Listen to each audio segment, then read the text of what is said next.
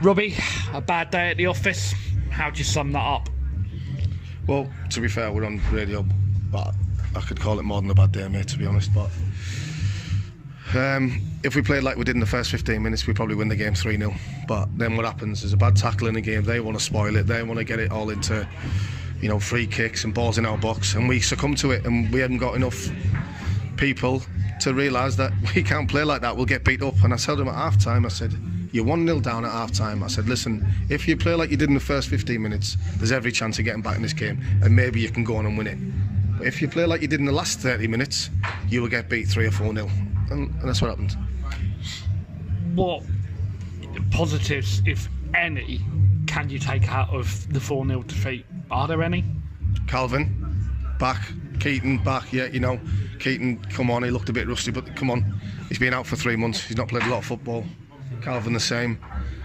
So they're going to be key players for us going forward. But, we've succumbed too many times, at home when we get a good crowd in. We feel sorry for the punters, really.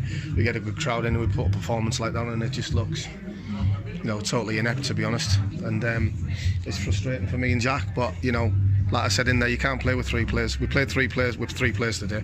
Doug Tuck, Jimmy Mewett and Harvey White. And you can't play against the top of the team with 3 players who are playing at a very good level with the other 8 that, are miles off it. Is it one of those that a team can afford to carry maybe 1 passenger, but when you've got, as you say, 8 passengers, it's never going to happen for you? If you have a team with 8 individuals are getting battles all over the pitch, you win a football game, and that's what's happened today. They've had 8 battles against our team, and they've come out with 8. We've only had 3. So unfortunately, you're going to get beat. And as players and staff or whatever, you got to understand it defines your season, defines where you are. And you can see they're just an outfit that play to their strengths, and we can't cover our weaknesses. We don't like physicality. We don't like balls in our box. We struggle with it. We always need to play on the front foot and pass and move. And to be honest, we're the shadow of the team that we were early in the season when we were, wiping teams apart. But, we just got to try and, see it. And, I've only been here 6 months, and, I'm disappointed because that's not a team that I want to see being me as a coach replicate, because the buck stops with me. The punters see it and they think, well, how we're playing. So, it's disappointing, but, we will get it. We will be there. We'll get it there. Don't worry about that. And it's just a very, very poor day at the office. Dan Lincoln's been given the sponsors player of the match. For me, Dan didn't have that much to do. I'm going to ask you about the man in the match, Dan Lincoln. I haven't got a man of the match, to be honest.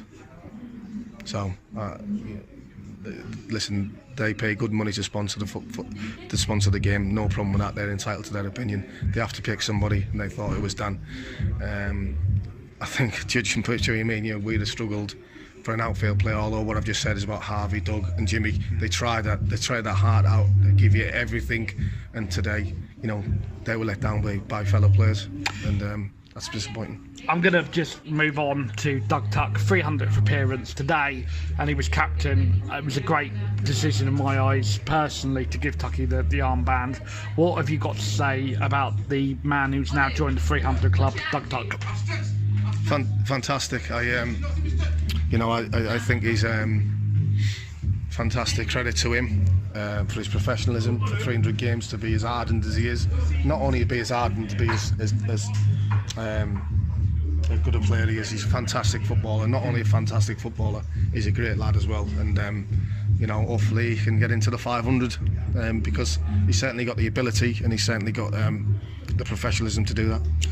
Just also moving away, slightly different topic. We've heard today that the Brighton game has been moved. Yeah. Brighton obviously have a game beforehand. What's your view on that decision, Robbie? View on that decision is, I would have preferred it away, I think, because at the minute we can't win at home, can we? So, well, apart from Hornchurch, but no, listen, it's been a bit mumbo jumbo, hasn't it? So it's a bonus for us that we're at home. More punters in for us, and hopefully we can put on a better performance against Brighton than we did today. I'm going to have to clarify that. The rumour doing the rounds is that the game has been moved to Nightwood Lane. Is that now confirmed? I think so. I think it's going to be. It's not 100%, but it looks like it's going to be. So, no, that's a positive. Yeah. So we look to try and turn them over and play at the Amex in the final. And let's move on to next week. The last time us and Worthing met, obviously we can just hear the Haringey guys to our left. You can see what it means to them. But last time we played Worthing, Robbie, we got battered 4-1 against Kingstonian. And then look at what we did to Worthing. Going to need a hell of a reaction next week in front of a capacity crowd. Yeah, it'll be a great game. I'm pretty sure everyone will be packed in, hopefully. And hopefully we react in the right way, which, to be fair to the lads, massive credit. They have done that before this season, and I'm pretty sure we'll see a different game and hopefully a different result. Oh, cheers, Robbie. Thank you for the honest interview as always. Cheers, thank you. Jack Pearce joins me. Jack, can I have it in your style about today's result? What on earth went wrong? Football is a very unpredictable game. I mean, I actually thought for the first quarter of an hour it's the best the team has played for many, many weeks. You create 3 1v1s with the keeper, and the shots don't trouble the keeper one iota. One of them goes in, or 2 of them goes in, the game's over, and it's a totally different game of football. Unfortunately, players lose patience, and then they think there's other ways to play, and they start trying to play a more direct game of football, forget about the passing, and then we finish up with a situation where we play to the other team's strengths. The other team's strengths is they're physically strong, and I think that was most probably their first shot when they scored. That was their first direct shot. So you have a game where after half an hour we're 1-0 down, and yet in reality we could have been 2-0. If we'd have scored 2 of the 3 chances, that was it. Second half, conceded a very poor goal. It was poor. You shouldn't concede from a corner like that. And then there was a dubious handball. What was your view on it?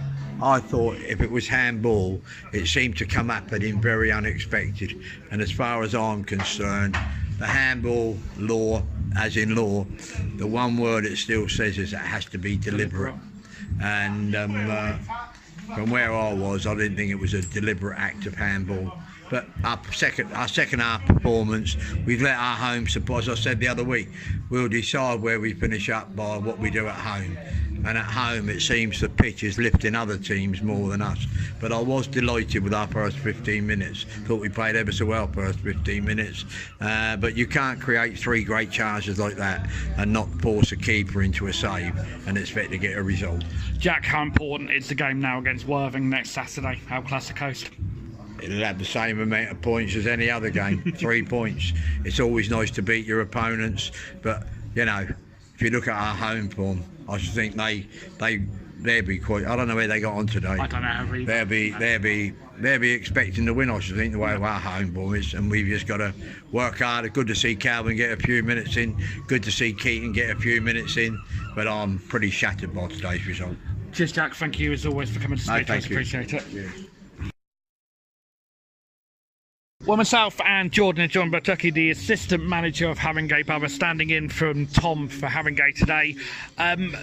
Just need to ask you, first of all, how is Tom recovering after being taken ill this week? Yeah, Tom is okay. Had an operation early on a Thursday morning.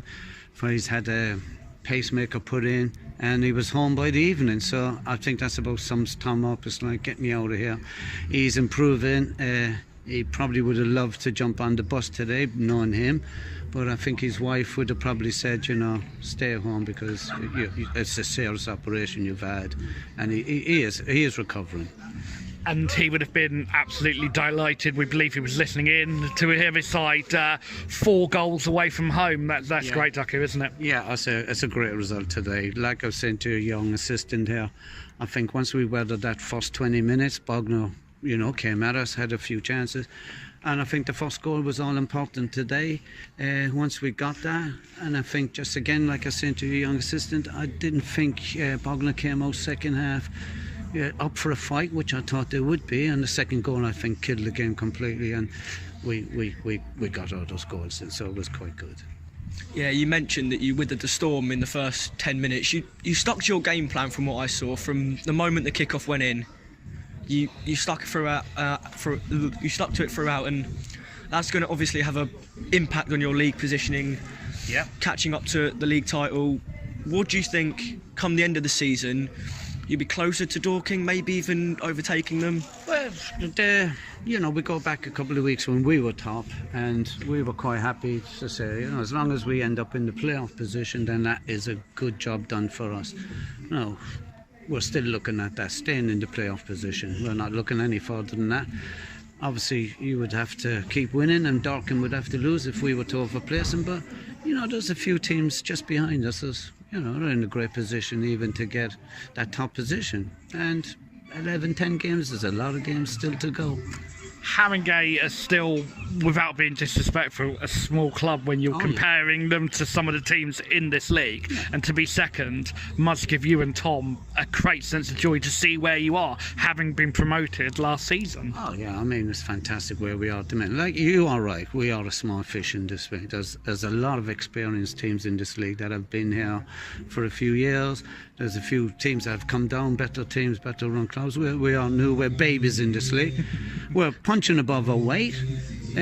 But you know what, we've got a camaraderie. You've seen the fans today. I mean, we have just grown so much in the last 9 months, and they are the cornerstone at the minute. They cheer us on, they sing all the songs, all the players' names. Aki, who's behind you there, the chairman, is much involved as well. So, without him, and Tom, so those two are the driving force behind the club at the minute, so it's great all round. I want to mention earlier in the season, the cup run you had, you say you're punching above your weight, taking on opposition such as like Wimbledon and getting to that round you were in. How much of a bonus was that to the players, the morale booster? Well, it's a bonus financially for us, let's get that right. And for the players, to get the names on the back of the shirts against Wimbledon. And we were done last minute.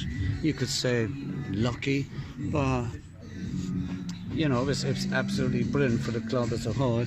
Again, when you're on those cup runs, your league form is not that great, and it wasn't for us. It was only until we got knocked out that we went on that 11-10 match unbeaten run. So, it has its ups and downs. The cup runs, financially it's a great, and it's puts us in the limelight as a club. We've got so many fans locally because of that cup run. So, yeah, overall it was great. So, looking forward to your next league game, you've got Corinthian Casuals at home. Will you possibly stick to the same game plan, possibly look to do what you did to us, which was not, I don't know how to put it, but attack us like hot later on in the stage, try and see what you've been doing? Yeah, we came here with a plan, obviously, to look what your setup was first. Once we adjusted and got the gist of what you were all about, then we kind of grew into the game. We'll probably be a bit more forward thinking at home, I have to say. We will go a more expansive game at home, which is what we've done, and now the boys have got the confidence back. We certainly will be doing that. Well, congratulations, and best speedy recovery to Tom. Yeah, thanks very much, guys. Thank you for that. Right.